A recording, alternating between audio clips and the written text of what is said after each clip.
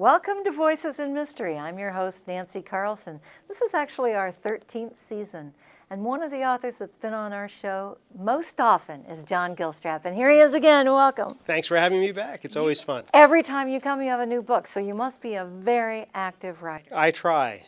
Just in this environment, to be an active writer is a good thing. It is. Tell me about Hostage Zero, which is your newest book out. Hostage Zero is the second of the Jonathan Grave series. And Jonathan Grave, the character, is a freelance hostage rescue specialist, a former Delta Force operator. That he takes the rescue tactics that are used in the military all the time and applies them to just civilian rescues. It's based on the research that I did for my nonfiction book, 6 Minutes to Freedom, came out a couple of years ago. So a freelance hostage negotiator, rescuer, what'd you call it? Rescuer. If your loved one is taken, right, you don't really care about warrants and phone taps and all that. You just want your loved one back. So you hire Jonathan. He's going to go. He's not about collecting evidence. He's not about protecting the rights of any bad guys. He's about going and getting the good guys and bringing them home. So does he get hired by individuals or by police?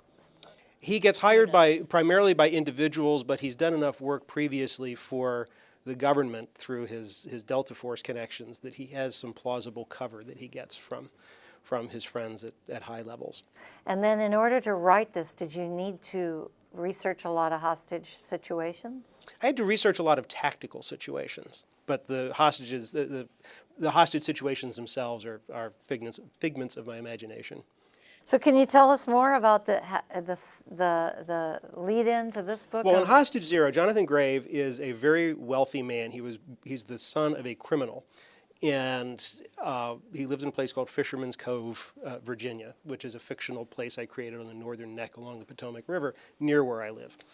And when he got out of the military, he has all of this wealth, and he donated a lot of it to the church that was next to his childhood home. And he turned his childhood home into it's called Resurrection House, which is a home for the children of incarcerated parents. So in the opening moments of Hostage Zero, some bad guys come and kidnap 2 children from this home that Jonathan runs. So the big question is, first of all, they're the children of incarcerated parents, so there's all kinds of reasons why this might have happened. And Jonathan takes it very personally. And bad guys learn that you really should not steal children from Jonathan Grave. It's just a bad career move. Now, in 2011, you have a new book. I do. Threat Warning will be coming out, which is a continuation in this, in the series. Different storyline. In Threat Warning, the opening sequence is a terrorist attack on the Woodrow Wilson Bridge, which is the bridge that connects Virginia to Maryland along the Beltway outside Washington, D.C. And during rush hour, 2 people with automatic weapons just rake the traffic. And Jonathan gets involved, and people are kidnapped as a result of that, and then Jonathan gets involved with their rescue.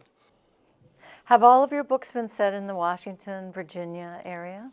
Well, I mean, there's always that element. The home base is around there. In Hostage Zero, most of the real action takes place in Colombia, which is where the bad guys take the good guy, and so Jonathan has to go and get him back. But the home base, it's been my home. I've lived in Washington, D.C. area since I was 7, so it's what I know.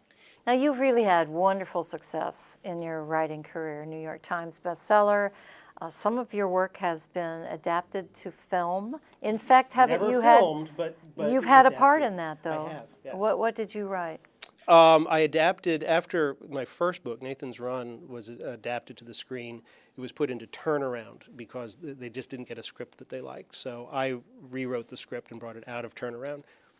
It's still not being made, but it gave me the writing sample. And most recently, I'm contracted to write the screenplay for 6 Minutes to Freedom. Great. Yeah. Congratulations. Will you have to fictionalize it? It was a nonfiction book, right? It's a nonfiction book, so yes, it's always going to be based on the book by. So the fact is a screenplay is 120 pages long. The movie's 2 hours long. So we have to combine characters and do some shortcutting. But the essentials of the story remain the same. So what differences do you see in the lives of those making the decisions in the film industry compared to in the publishing industry for the In the books that lives you. of the people? No, not the lives, but in how do they do business differently? There's a Linda Obst, I believe, is the lady who wrote her film memoir that was called "Hello, He Lied." So, which kind of sums up the whole. Hollywood is an interesting place. It's confusing, it's cutthroat, but basically they're very, very hardworking storytellers. The deal making, it's just done differently on the West Coast than it is in New York publishing. Someone told me that in some areas people tell you no a lot. In Hollywood, people tell you yes, but they don't mean it. So I don't know what that. Oh, that happens all the time because it's just so much easier. In LA, everybody's a screenwriter, everybody's an actor. They just haven't found success yet. So rather than dashing somebody's hope, if you want to be in a movie I'm making, it's so much easier for me to say, well, maybe, than to say no. So I get all hopeful and think you told me yes. Well, it just makes my life easier as a producer, which I'm not saying it's the right way to do business. It's just it's the mindset out there. If you always say yes, nobody ever asks why. Mm-hmm. But if you say no, they do. Now we've talked about Hostage Zero and Threat Warning. What are you working on now? I am working on the next Jonathan Grave book, which now has the working title of Untitled Grave 4. I'm about 200 words into it. So I just turned in I just turned in the manuscript for Threat Warning about 3 weeks ago. Do you rest? I mean, is it important for you to take some time off and?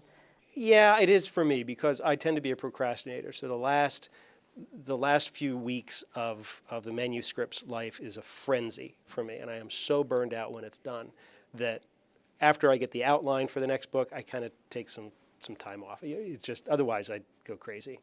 Well, good luck to you. Thank you.